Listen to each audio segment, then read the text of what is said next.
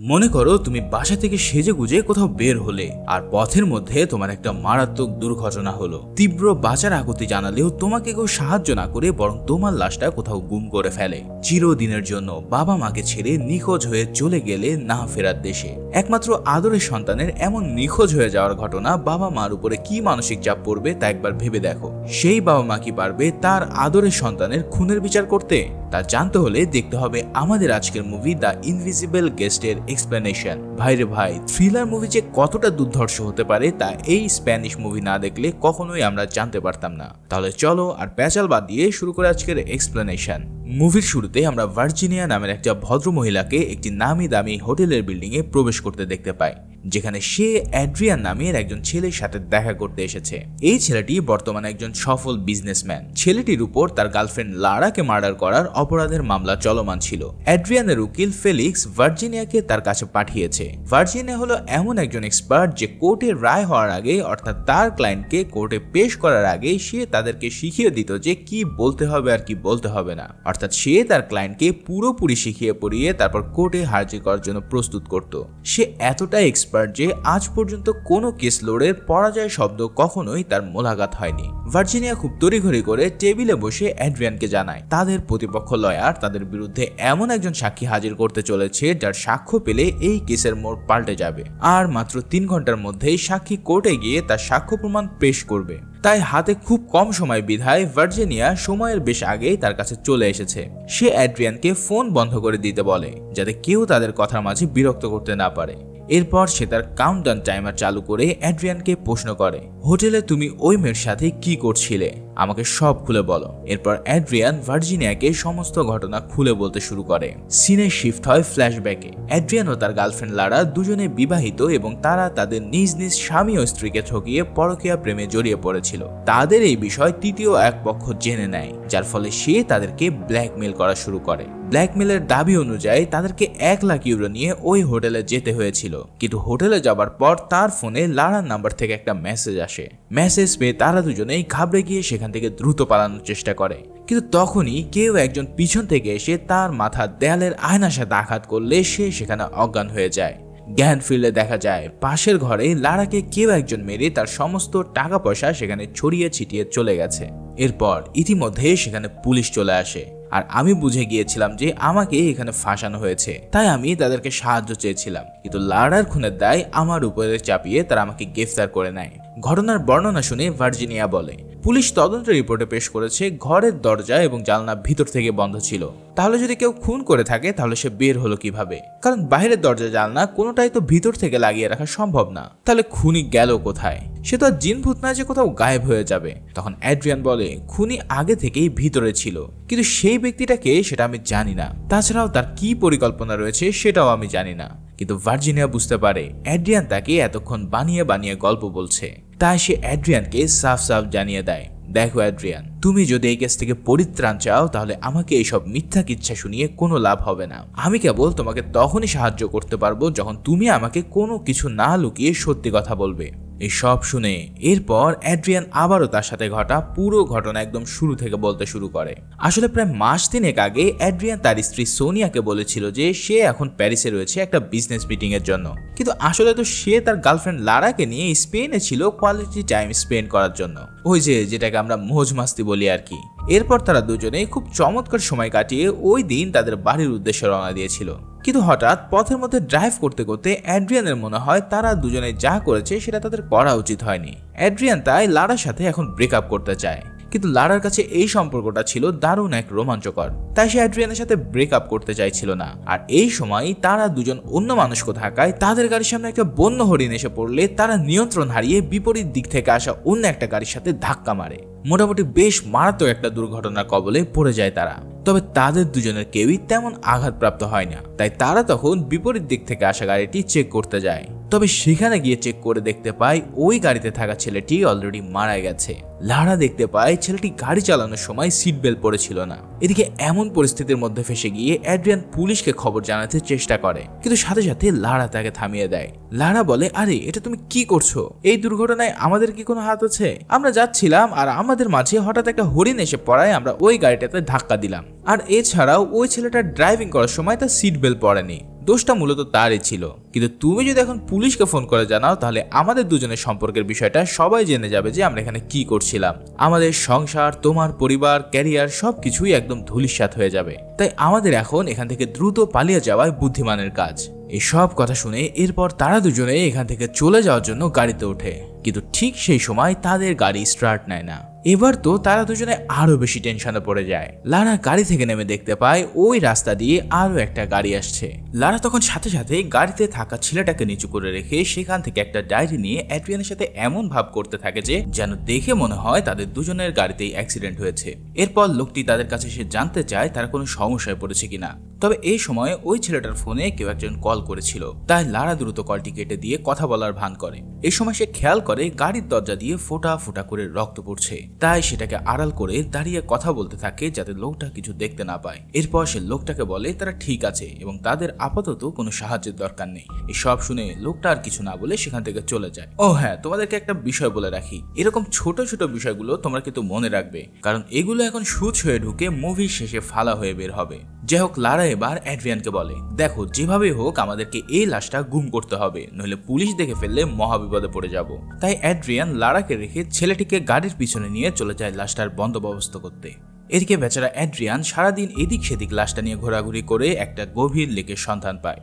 সে চিন্তা করে এই লেকের পানির মধ্যেই সে গাড়ি সমেত ছেলেটাকে ডুবিয়ে দেবে। লেকের পাড়ে গিয়ে সে যখন গাড়িটাকে ধাক্কা মারতে শুরু করে তখনই পাশ থেকে কিছু একটা কসমস টাইপের আওয়াজ শুনতে পায়। এই শব্দ শুনে তার গলা তো একদম শুকিয়ে কাঠ হয়ে পড়ে। সে ভাবতে থাকে নিশ্চিত কেউ দেখে ফেলেছে, কিন্তু না, সে দেখতে পায় পাশে একটা হরিণ ছিল যেটা তাকে দেখে দৌড় মেরে পালিয়ে যায়। এরপর সে গাড়িটাকে ধাক্কা মেরে লেকের পানির মধ্যে ডুবিয়ে দেয়। লাশ গায়েব করে অ্যাড্রিয়ান লারার সাথে যোগাযোগ করে তারা একত্রে মিলিত হয়, কিন্তু লারা তাকে কাঁদতে কাঁদতে বলে জানো আমার সাথে কি ভয়াবহ ঘটনা ঘটেছে। এরপর লারা বলতে শুরু করে সে যখন গাড়িতে সাহায্যের জন্য অপেক্ষা করছিল তখন থমাস নামের এক ভদ্রলোক এই রাস্তা দিয়ে যাচ্ছিল। সে থমাসকে বলে একটি হরিণের সাথে ধাক্কা খেয়ে তার ছোট্ট একটা দুর্ঘটনা ঘটেছে আর তারপর থেকে তার গাড়ি স্টার্ট নিচ্ছে না। সৌভাগ্যক্রমে থমাস একটা অটোমোবাইল কোম্পানির ইঞ্জিনিয়ার হিসেবে চাকরি করত, তাই সে তার গাড়িটার সমস্যা চেক করতে শুরু করে। এরপর সে লারাকে বলে তার বাড়িতে একটা গ্যারেজ আছে আর লারা চাইলে তার সাথে যেতে পারে। লারা তখন আর কোনো উপায় না পেয়ে লোকটার সাথে গিয়ে গাড়ি সারিয়ে নেওয়া বেস্ট বলে মনে করে, যার কারণে থমাস লারার গাড়িটা তার গাড়ির সাথে হুক করে তাদের বাড়ির উদ্দেশ্যে রওনা দেয়। পথে যেতে যেতে থমাস লারাকে জিজ্ঞেস করে আচ্ছা তুমি এই পথ দিয়ে কোথায় যাচ্ছিলে। তখন লারা বলে তার বোন বারবারা স্তাব নামের একটি হোটেলে জব করে, তাই সে তার বোনের ওখানে যাচ্ছিল। থমাস বলে আমার স্ত্রীও ওই হোটেলে জব করত, কিন্তু তার ক্যান্সার ধরা পড়ার পরে সে তার বাড়ির কাছে একটা হোটেলে চাকরি করে। তবে তার সাথে আমার পরিচয় থিয়েটার সেন্টার থেকে, আমরা দুজন একসাথে অভিনয় করতাম, তবে আমার চেয়ে সে ভালো অভিনয় করত। আচ্ছা তুমি কি করো। লারা এখানে নিজেকে সেফ জোনে রাখতে নিজের নাম পরিচয় মিথ্যা বলে। সে নিজেকে একজন লাইব্রেরিয়ান হিসেবে পরিচয় দেয়, কিন্তু আসলে তো সে একজন ফটোগ্রাফার ছিল। যাই হোক, এই সময় তার হাজব্যান্ড তাকে ফোন করলে সে কৌশলে মিথ্যা বলে এড়িয়ে যায়। এই বিষয়গুলো অবশ্য থমাস ফলো করে, আর এইভাবে কথা বলতে বলতে এক সময় তারা থমাসের বাড়িতে পৌঁছায়। সেখানে থমাসের স্ত্রী তাকে ওয়ার্মলি ওয়েলকাম করে। এরপর সে লারার গাড়ি ঠিক করার জন্য কাজে মনোযোগ দেয়। গাড়ি ঠিক করতে গিয়ে থমাস লারার গাড়িতে একটা চমৎকার লাইটার নোটিস করে। অন্যদিকে থমাসের স্ত্রী এলভিরা লারার সাথে গল্প করতে করতে এক পর্যায়ে তার ছেলে ড্যানিয়েলের ব্যাপারে কথা বলে। সে তার ছেলের ছবি লারাকে দেখায়, আর এই ছবি দেখে তোমার আমার যেমন হুশ উড়ে যায় তেমনি লারার পায়ের থেকে মাটি সরে যায়। গাড়ি দুর্ঘটনায় যেই ছেলেটি মারা গিয়েছিল সেটা ছিল থমাস ও এলভিরার একমাত্র আদরের ছেলে ড্যানিয়েল। এদিকে থমাস লারার গাড়িটা ঠিক করে ফেলেছে, অপরদিকে এলভিরা ফোনে ড্যানিয়েলের বান্ধবীকে ফোন করে ড্যানির খোঁজ নিচ্ছে। ড্যানির মা তাকে জানায় সে তো বিকালে বের হয়ে গেছে, কিন্তু এখনো পৌঁছায়নি বিধায় সবাই ড্যানিকে নিয়ে দুশ্চিন্তা করতে থাকে। এই কারণে এলভিরার মা এবার ড্যানিকে ফোন দেয়, কিন্তু ঠিক তখনই লারার মনে পড়ে যায় সে তো ওই ছেলেটার ফোন তার পকেটেই রেখেছে। সাথে সাথে সে ফোনটিকে তাদের সোফার বালিশের নিচে লুকিয়ে ফেলে। ফোনের রিংটোন শুনে ড্যানিয়েলের বাবা মা সোফার নিচে থেকে তাদের ছেলেটির ফোন খুঁজে পেয়ে তারা ভীষণ অবাক হয়ে যায়, কারণ যে ছেলে টয়লেটে গেলেও তার সাথে ফোন নিয়ে যায় সে আবার ফোনটা বাসায় রেখে যাবে, এটা তো দুনিয়া উল্টে গেলেও সম্ভব না। এদিকে পরিস্থিতি ভারী হয়ে উঠতে থাকলে লারা দ্রুত সেখান থেকে বেরিয়ে যেতে চায়। লারা তার গাড়ির সিট অ্যাডজাস্ট করে সেখান থেকে দ্রুত বের হয়, আর এই সব কিছু থমাস গভীরভাবে লক্ষ্য করছিল। তার কাছে লারার আচরণ খুবই অস্বাভাবিক লেগেছে, আর লাগবেই বা না কেন। চোরের মতো পুলিশ পুলিশ করবে, এটাই স্বাভাবিক। অন্যদিকে অ্যাড্রিয়ান আর লারা তাদের গাড়িটি পরিকল্পনা করে একটা ওয়েস্ট প্রাব হিসেবে বিক্রি করে দেয়। এরপর তারা দুজনে একে অপরের থেকে চিরতরে বিদায় নিয়ে দুজনের মতন পথ মাপতে শুরু করে। এরপর অ্যাড্রিয়ান শহরে ফিরে থানায় গিয়ে নিজের গাড়িটা চুরি হয়ে যাওয়ার জন্য একটা জিডি করে। কিন্তু হঠাৎ একদিন সে টিভিতে ড্যানিয়েলের মিসিং হওয়ার নিউজ দেখতে পায়। নিউজ থেকে অ্যাড্রিয়ান জানতে পারে ড্যানিয়েল একটা ব্যাংকে চাকরি করত। টিভিতে তার বাবার করুণ চেহারা দেখে অ্যাড্রিয়ানের খুব কষ্ট লাগে, কিন্তু 10 বছরের কঠিন পরিশ্রমের ফলে আজ সে এই অবস্থানে এসেছে, তাই সে আর কিছুই হারাতে চায় না। এভাবে একদিন অফিসের বোর্ড মিটিং চলাকালীন তার কাছে পুলিশ আসে এবং তাকে থানায় ডেকে পাঠায়। অ্যাড্রিয়ান তার উকিল ফিনিক্সকে সাথে নিয়ে থানায় গেলে পুলিশ তাদেরকে দুর্ঘটনাস্থলে তদন্তের কিছু ছবি দেখায়, যেখানে তারা দুটো গাড়ি দুর্ঘটনার নিশানা পেয়েছে। তার মধ্যে আবার একটা গাড়ির কোনো হদিস নেই। এছাড়াও এই দুর্ঘটনা কোনো স্থানীয় পুলিশ কমপ্লেনও করেনি। আবার এই দুর্ঘটনা কবলিত একজন চালককে ভিকটিমের বাবা অর্থাৎ ড্যানিয়েলের বাবা নিজেই সাহায্য করেছিল। পুলিশ অফিসার অ্যাড্রিয়ানকে লারার একটা স্কেচ ইমেজ দেখিয়ে বলে এটাই হলো সেই মেয়ে যে ওই দুর্ঘটনা স্থানে ছিল। লারার ছবি দেখে অ্যাড্রিয়ানের তো ভিতরে ভিতরে একদম ফেটে যায়। এই সময় তার উকিল ফেলিক্স বলে, অফিসার, এই ঘটনার সাথে আমার ক্লায়েন্টের কি সম্পর্ক রয়েছে? সে তো এই সময় প্যারিসে ছিল তার বিজনেস ট্রিপে। তখন পুলিশ জানায় দুর্ঘটনার স্থানে যে গাড়িটা ছিল সেই গাড়িটা অ্যাড্রিয়ানের নামে রেজিস্টার করা। সে গাড়ি হারানোর জিডি করলেও সেটার পার্কিং টিকিট আমাদের কাছে এখনো জমা দেয়নি। উকিল তখন পুলিশের সাথে রাগ দেখিয়ে বলে, আরে ভাই, সামান্য পার্কিং টিকিটের জন্য তুমি এরকম একজন রেপুটেড বিজনেসম্যানকে থানায় ডেকে আনবে? যাই হোক, পুলিশের সাথে ফাপড়বাজি করে তারা থানা থেকে বেরিয়ে পড়ে হাওয়া খেতে। তবে তাকে এমন চিন্তিত আর বিচলিত দেখে উকিল বুঝতে পারে তার ভিতরে ভিতরে কিছু একটা চলছে। তাই উকিল তাকে সাফ জানিয়ে দেয়, ভাই, তুমি যদি আমার থেকে এইভাবে কথা লুকাও তাহলে আর আমার সাথে তোমার দেখা করার দরকার নেই। তাই অ্যাড্রিয়ান তার উকিলকে সব সত্য কথা বলে দেয় যে সে ওই দিন স্পেনেই ছিল, আর পুলিশ এই বিষয়টা জানতে পারলে আমার অবস্থা তো আরো টাইট হয়ে যাবে। তবে উকিল তাকে সম্পূর্ণ প্যারামুক্ত থাকতে বলে।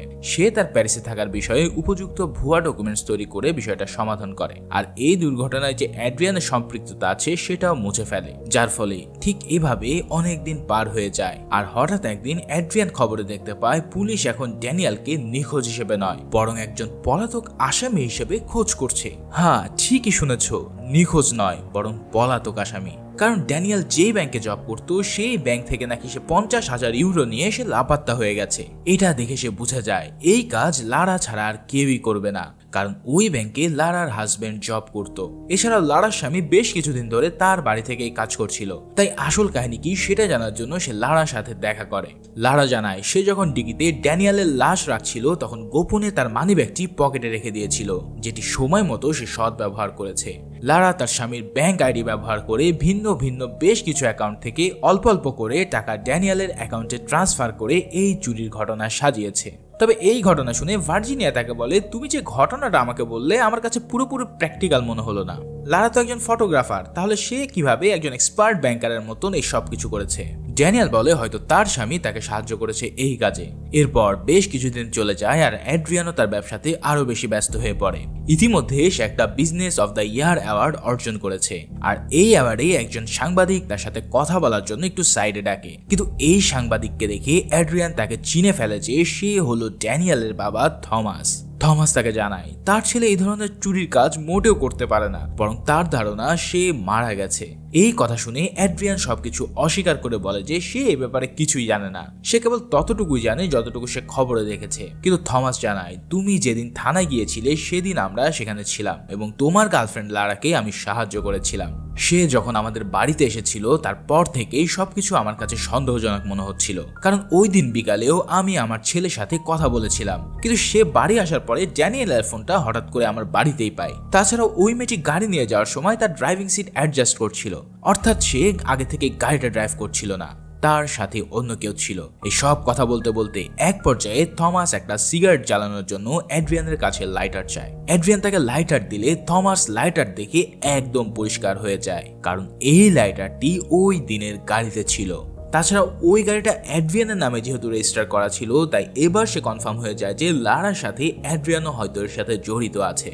তবে পুলিশ যখন তাদেরকে অ্যাড্রিয়ানের এয়ার টিকিট ও গাড়ি চুরির কাগজ দেখায় তখন তারা ভেবে নেয় তাদেরই কোথাও হয়তো ভুল হচ্ছে। কিন্তু কিছুদিন পর যখন তার ছেলেকে চোর বলে নিউজ করা হয় তখন এই বিষয়টি তার ক্যান্সার আক্রান্ত মা মেনে নিতে পারে না, ফলে এরপর থেকে সে আরো বেশি অসুস্থ হয়ে যায়। এরপর থমাস একাই এই কেসের ওয়ান অ্যান্ড অনলি লিড অ্যাড্রিয়ানকে নিয়ে স্টাডি করা শুরু করে এবং তাকে ছায়ার মতন ফলো করতে থাকে। এভাবেই একদিন থমাস তাকে লারার সাথে দেখতে পায়। তাছাড়া থমাস এতদিনে বুঝে গিয়েছিল যে অ্যাড্রিয়ান খুবই একজন ক্ষমতাধর মানুষ, থানা পুলিশ সবকিছু তার টাকার ভাজে গোলামি খাটে। তাছাড়াও অ্যাড্রিয়ান ঘটনার দিন যে স্পেনে ছিল সেটা থমাস পরিষ্কারভাবে বুঝতে পেরেছিল। আসলে ক্ষমতা পেলে বনের নেকড়েও সিংহের মতো আচরণ করা শুরু করে, কিন্তু তাই বলে থমাস অ্যাড্রিয়ানের মতো নেকড়েদের ভয় পায় না। এই সব বলতে বলতে থমাস অ্যাড্রিয়ানের দিকে তার লাইটারটি ধরে জিজ্ঞেস করে যে আমি জানি আমার ছেলেকে তোমরাই গুম করেছো, তাই না? আর এটা বলে থমাস হাতের লাইটারটি পাশের পুলের মধ্যে ফেলে দেয়। সাথে সাথে অ্যাড্রিয়ানের চোখে ওই দিনের সেই গাড়ি ডোবানোর দৃশ্য ভেসে ওঠে। থমাসের শুধু এইটুকু আকুতি ছিল যে তার ছেলেকে তারা কোথায় গুম করেছে সেটা যেন বলে দেয়, যাতে থমাস তার ছেলেকে অন্তত ভালোভাবে দাফন করতে পারে। কিন্তু অ্যাড্রিয়ানের পাষাণ মন থমাসের এই করুণ চেহারা দেখে একটুও শীতল হয় না। ইতিমধ্যে অ্যাড্রিয়ানের সিকিউরিটি গার্ড এসে থমাসকে এখান থেকে বের করে দেয়। এই ঘটনার বেশ কয়েকদিন পর অ্যাড্রিয়ানের কাছে ড্যানিয়েলের নামে একটা পার্সেল আসে, যেখানে একটা লোকের ছবি আর একটা MP3 প্লেয়ার ছিল। এগুলো মূলত একজন ব্ল্যাকমেলার পাঠিয়েছিল। সে তাকে বলে আমি ড্যানিয়েলের খুনের ব্যাপারে সব জানি, তোমরা দুজন তাকে হত্যা করেছো এই কথা আমি সবাইকে বলে দেব যদি তুমি আমাকে 1 লাখ ইউরো না দাও। আর কোনো উপায় না পেয়ে এরপর সে 1 লাখ ইউরো নিয়ে ব্ল্যাকমেলারের কথার মতো একটা স্টেশনে যায়। তবে সেখানে সে লারাকেও আসতে বলেছিল ব্ল্যাকমেলারের ভয়েস শোনাতে, কিন্তু এবার ভার্জিনিয়া অ্যাড্রিয়ানকে থামিয়ে দিয়ে বলে এমনটাও তো হতে পারে যে তুমি আমাকে সমস্ত কথা বানিয়ে বানিয়ে বলছো, তোমার এইসব কথা আমার যেন বিশ্বাস হচ্ছে না। তখন অ্যাড্রিয়ান বলে না, আমি তোমাকে সব সত্যি বলছি, বরং এমনটাই হতে পারে ড্রাইভার লোকটি আমাদেরকে প্রথমেই সন্দেহ করেছিল আর পরে সে আমার পিছু করে লেক পর্যন্ত যায়। হতে পারে আমি যখন গাড়িটা পানিতে ফেলেছি তখন ওই লোকটা হয়তো কোথাও লুকিয়ে ছিল। এখন সে যেহেতু এই সব কাজকর্ম দেখে ফেলেছে তাই সে হয়তো আমাকে ব্ল্যাকমেল করছে। তখন ভার্জিনিয়া বলে আচ্ছা মানলাম তোমার কথা, কিন্তু যদি এমনটা হয় তাহলে 3টা প্রশ্নের কোনো উত্তরই মিলছে না। প্রথম প্রশ্ন হলো তোমার ফোনে লারার নাম্বার থেকে মেসেজ কিভাবে আসলো, আর দ্বিতীয় প্রশ্ন হলো ব্ল্যাকমেলারের যদি এতই টাকা দরকার ছিল তাহলে সে সবগুলো টাকা ছড়িয়ে ছিটিয়ে কেন চলে গেল। এছাড়া থার্ড প্রশ্ন হলো সে দরজা জানালা বন্ধ করে কিভাবে ঢুকলো আর কিভাবে বা বের হয়ে গেল। অ্যাড্রিয়ান তখন বলে দেখো আমি আর এত চাপ নিতে পারছি না, তাই তুমি আমাকে বলো খুনটা তাহলে হলো কিভাবে। ভার্জিনিয়া বলে আমি আমার মতন করে একটা গল্প সাজিয়েছি যেখানে এই 3টা প্রশ্নের উত্তর পাওয়া যাবে এবং খুনের মোটিভ যার রয়েছে তাকেও ফাঁসানো যাবে। এখানে ভার্জিনিয়ার প্ল্যান অনুযায়ী 3টি ঘটনা মুভিতে একই টাইম লাইনে দেখিয়েছে, কিন্তু তোমাদের বোঝার সুবিধার্থে আমি একটা একটা করে টাইম লাইন ব্যাখ্যা করছি। ব্ল্যাকমেলারের কথা মতো তোমরা দুজনেই স্টেশনের সময় মতো গিয়েছিলে। ঠিক বিকাল 5টায় পাবলিক টেলিফোন বুথ থেকে ব্ল্যাকমেলার তোমাদেরকে ফোন করে আর ওই ফোনটি রিসিভ করে লারা। ব্ল্যাকমেলার তাকে সেই হোটেলে যেতে বলে যেখানে 715 নম্বর রুমটিতে তোমার নামে বুক করা ছিল। তবে সেখানে যাওয়ার আগে লারার ফোন একটা ডাস্টবিনে ফেলে দিতে বলে। এরপর তোমরা দুজনে আলাদা করে সেই হোটেলে 715 নম্বর রুমে পৌঁছে গেলে। লারা রিসেপশন থেকে হোটেলের রুমের চাবি নিয়ে রুমের মধ্যে প্রবেশ করে আর তুমি বাইরে অপেক্ষা করছিলে কিছুক্ষণ পর রুমে যাওয়ার জন্য। রুমের মধ্যে পাঠানো লারা ব্ল্যাকমেলারের পাঠানো ছবি ও MP3 প্লেয়ার পুড়িয়ে দেয়। আর এরপর তুমি রুমে গেলে তোমার ফোনে লারার ফোন থেকে একটা SMS আসে, কারণ লারার ফোনটি এখন ব্ল্যাকমেলারের কাছে আছে। এরপর ওই লোকটা পিছন থেকে তোমার উপর হামলা করলে তুমি অজ্ঞান হয়ে যাও আর এরপরে সে লারাকে মেরে ফেলে। প্রশ্ন হলো এই ব্ল্যাকমেলারটা কে? এখানে এই ব্ল্যাকমেলারটা হলো ড্যানিয়েলের বাবা থমাস, কারণ থমাস আইনগতভাবে তোমার উপরে কোনো অ্যাকশন নিতে পারেনি, তাই তার যথেষ্ট ক্লিয়ার কাট মোটিভ রয়েছে তোমাকে ফাঁসানোর জন্য। এখন আমরা আদালতে এই ঘটনা সবকিছু থমাসের প্ল্যান বলে পেশ করব। এবার অ্যাড্রিয়ান বলে ঘরের দরজা জানলা যেহেতু বন্ধ ছিল তাহলে থমাস রুমের ভিতরে ঢুকলো কিভাবে আর বের হলোই বা কিভাবে। তখন ভার্জিনিয়া থমাসকে একটা নিউজ পেপার থেকে ওই কেসের কাট করা ছবি দেখায়, যেখানে পরিষ্কার দেখা যাচ্ছিল থমাসের স্ত্রী এলেভিরাকে। তোমাদের মনে আছে কি থমাস যখন লারাকে নিয়ে তার বাড়িতে যাচ্ছিল তখন সে বলেছিল যে বর্তমানে তার স্ত্রী এলেভিরা একটা হোটেলে চাকরি করে। হ্যাঁ, এটাই হলো সেই হোটেল। কি ঝটকা লাগছে তো? বলেছিলাম না ছোটখাটো ঘটনাগুলো খেয়াল রাখতে। যাক, ভার্জিনিয়া বলে আমাদের প্ল্যান অনুযায়ী থমাস সেই ট্রেন স্টেশন থেকে লারার ফোনটি ডাস্টবিন থেকে তুলে নিয়ে তোমার সাথে লুকিয়ে লুকিয়ে হোটেলে চলে যায় আর লারার রুমে প্রবেশ করার আগেই থমাস রুমের মধ্যে লুকিয়ে পড়ে। আগে থেকে রুমের দরজা থমাসের জন্য খুলে রেখেছিল। থমাস রুমে ঢুকে পাশের স্টোর রুমে অপেক্ষারত তার স্ত্রীকে একটা বিশেষ সংকেত দিলে সে তার জন্য স্টোর রুমের জানলাটি অল্প করে খুলে রাখে আর সেই জানলার একটি চাবি থমাসের কাছে দিয়ে দেয়। তোমরা ঘরে ঢোকার আগেই থমাস ঘরের একটা আলমারিতে লুকিয়ে ছিল।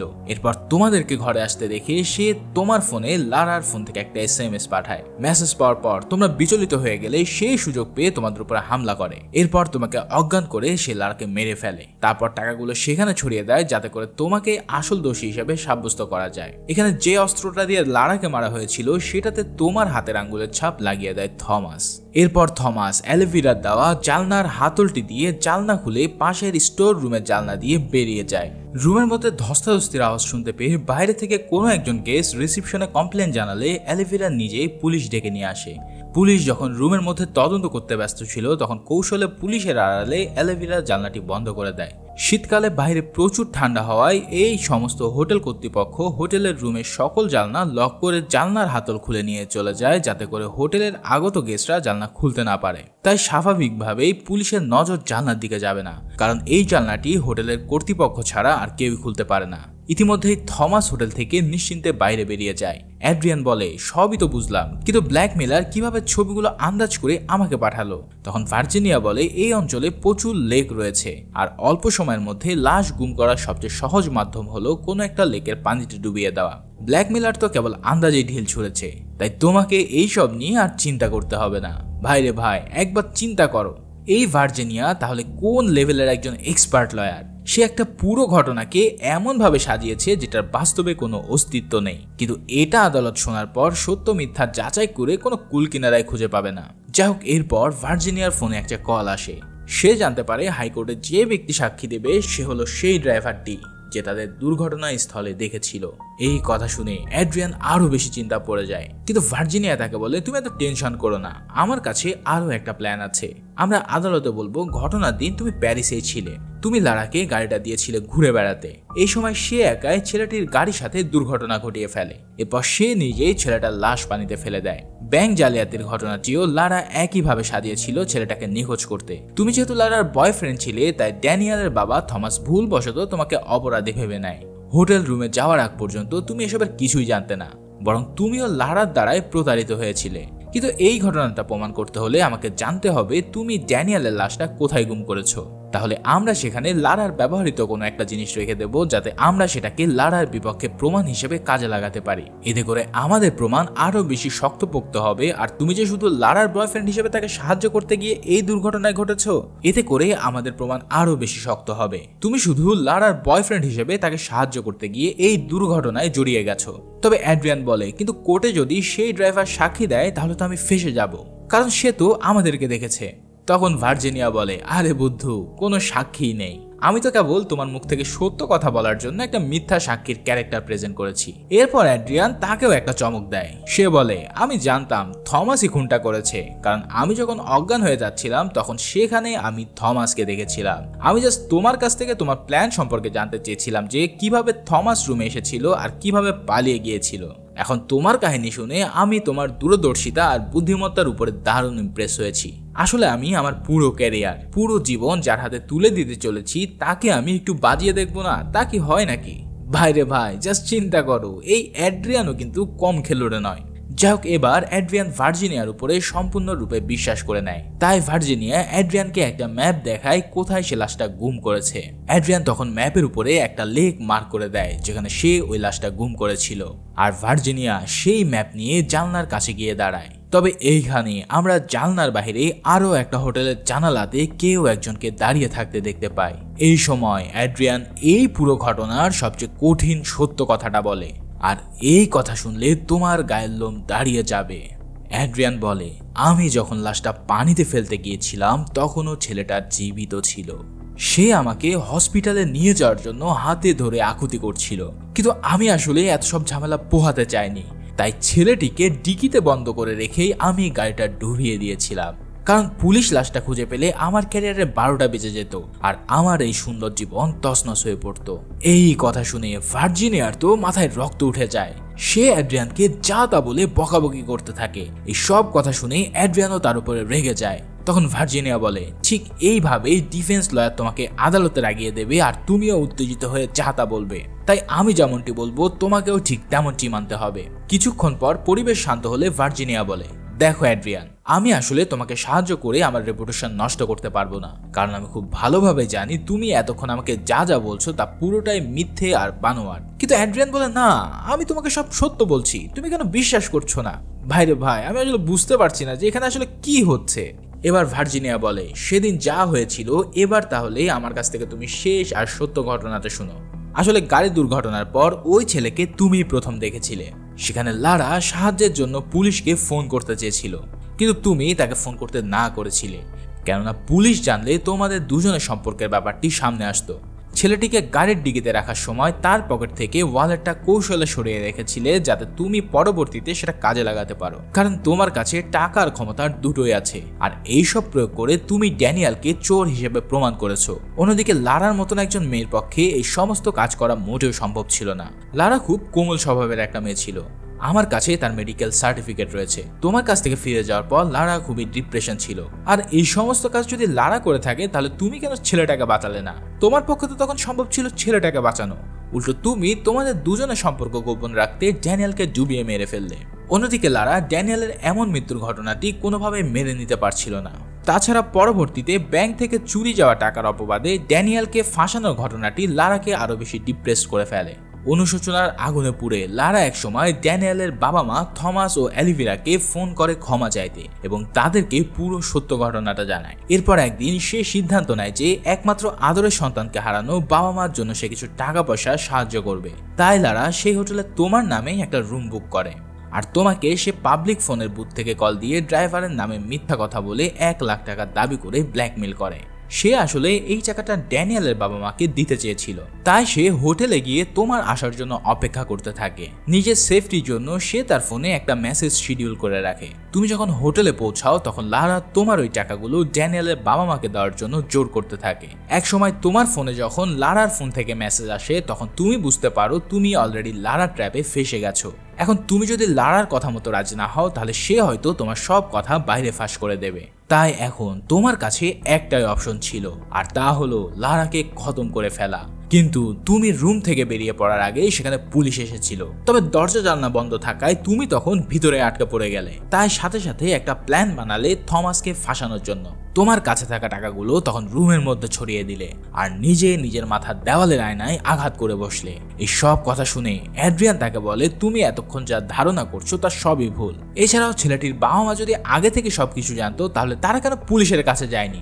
ভার্জিনিয়া তখন বলে ছেলেটির বাবা মা খুব ভালোভাবে জানতো কোর্টে তুমি কখনো স্বীকার করতে না যে তুমি লাশটা কোথায় গুম করেছো, আর যদি লাশ পাওয়া না যায় তাহলে তারা তোমাকে অপরাধী বলে প্রমাণ করতে পারবে না। তাছাড়াও তোমার টাকা পয়সার ক্ষমতার জোরে তুমি এই কেস থেকে নিজেকেই ছাড়িয়ে নিতে পারবে। এই সব কথাবার্তা শেষে ভার্জিনিয়া অ্যাড্রিয়ানকে তার পাশের বিল্ডিং এর একটা জানলার দিকে তাকাতে বলে। সে দেখতে পায় পাশের বিল্ডিং এর জানলা দিয়ে থমাস তাদের দুজনের উপরে নজর রাখছিল। ভার্জিনিয়া বলে পুলিশের কাছ থেকে সহায়তা না পেয়ে থমাস বহুদিন ধরে তোমাকে ফলো করছিল। সে তোমার লয়ার ফেলিক্সেরও পিছু করেছিল, আর সেখান থেকেই আমি তাকে গোপনে গোপনে নজরে রাখছি। তাই আমি জানতে পেরেছি সে এই বিল্ডিং এ রয়েছে শুধুমাত্র তোমার উপরে নজরদারি করতে। সুতরাং আমি যা জানি তুমি তা জানো না, আর তাই এটাই মক্ষম সুযোগ তুমি আমার কাছে সব সত্য কথা স্বীকার করো। কিন্তু তারপরেও অ্যাড্রিয়ান কোনো কিছু স্বীকার না করে উল্টো বলে আমি এসব কিছুই করিনি, বরং থমাসই লারাকে খুন করে আমাকে ফাঁসিয়েছে।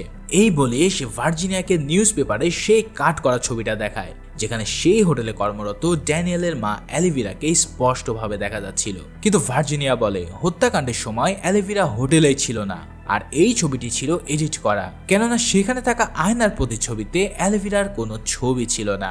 এবারও অ্যাড্রিয়ান ভার্জিনিয়ার বিচক্ষণতা আর মাস্টার প্ল্যানিং দেখে পুরোপুরি শকড হয়ে যায়। সে তখন ভার্জিনিয়ার উপরে পুরোপুরি ভরসা করে সব সত্য কথা স্বীকার করে নেয়। এবার সে বলে হ্যাঁ আমি ড্যানিয়েল আর লারাকে খুন করেছি। মানে ভার্জিনিয়া একটু আগে যা যা সন্দেহ করেছিল তার সবই সত্যি। ঠিক এই সময় বাসার টেলিফোন নাম্বারে তার লয়ার ফেলিক্সের একটা ভয়েস মেসেজ আসে, কারণ শুরুতেই আমরা দেখেছি তার ফোন সুইচ অফ করে রেখেছিল।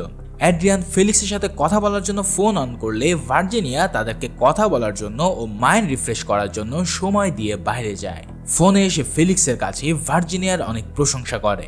ফেলিক্স তাকে জানায় যে সে গাড়ি ড্রাইভারকে অনেক টাকা দিয়ে ম্যানেজ করে ফেলেছে, তাই সে আর এখন কোনো মুখ খুলবে না। কিন্তু সেই সময় হঠাৎ অ্যাড্রিয়ান লক্ষ্য করে ভার্জিনিয়া যে তাকে কলমটা দিয়েছিল সেটা তার পকেটে লিক করে সেটা থেকে কালি পড়ছে। কলমটি খোলার পর অ্যাড্রিয়ান এবার পুরো টাসকি খেয়ে যায়। সে দেখতে পায় কলমের মধ্যে একটা ছোট্ট মাইক্রোফোন সেট করা রয়েছে। এদিকে ভার্জিনিয়া এতক্ষণ পাশের বিল্ডিং থেকে অ্যাড্রিয়ানের উপরে নজর রাখা ড্যানিয়েলের বাবা থমাসের কাছে চলে এসেছে। সে থমাসকে তার ছেলের লোকেশনটি দিয়ে তাকে জড়িয়ে ধরে খুব কান্না করতে থাকে। এরপর আমরা দেখতে পাই এই পুরো সময়টা জুড়ে ভার্জিনিয়ার সাথে অ্যাড্রিয়ানের সাথে যা যা কথা হয়েছিল তার সবটাই থমাস এই ঘরে বসে রেকর্ড করছিল। ঠিক এই সময় অ্যাড্রিয়ান জানলা দিয়ে সামনের দিকে তাকালে দেখতে পায় থমাসের পাশে দাঁড়িয়ে আছে তারই লয়ার ভার্জিনিয়া। ভাইরে ভাই, এমন টুইস্ট আমি আমার কল্পনাতেও চিন্তা করিনি। এবার ভার্জিনিয়া অ্যাড্রিয়ানের দিকে তাকিয়ে তার মুখোশ খুলতে শুরু করে। তবে মনে রেখো, টুইস্ট কিন্তু এখনো শেষ হয়নি। ফাইনাল টুইস্টের জন্য রেডি হও। এবার ভার্জিনিয়া অ্যাড্রিয়ানের দিকে তাকিয়ে তার মুখোশ খুলতে শুরু করে। এই মুখোশের আড়ালে আর কেউই নয়, বরং ছিল স্বয়ং ড্যানিয়েলের মা অ্যালিভেরা। এটা দেখার পর অ্যাড্রিয়ান যেন তার নিজের চোখকেই কোনোভাবে বিশ্বাস করতে পারছিল না। তার পায়ের তলা থেকে যেন এক নিমিষে পুরো মাটি সরে যায়। অ্যাড্রিয়ান এবার সত্যি সত্যি বুঝে যায় যে সে এমন এক অথৈ জলে পড়েছে যেখান থেকে আর কোনো তীর সে খুঁজে পাবে না। ঠিক এই সময় তার রুমের কলিং বেল বেজে ওঠে, অর্থাৎ কেউ একজন তার রুমের বাইরে এসেছে। দরজা খুলে সে দেখতে পায় এতক্ষণে তার বাড়িতে এসেছে আসল লয়ার ভার্জিনিয়া। তাকে দেখে সে নিজের উপরে বিদ্রূপ করে হাসতে থাকে। অন্যদিকে থমাস তখন অ্যাড্রিয়ানকে ফোন করে তার ছেলের ব্যাপারে খোঁজ চায়। আর মুভিটি এখানেই শেষ হয়।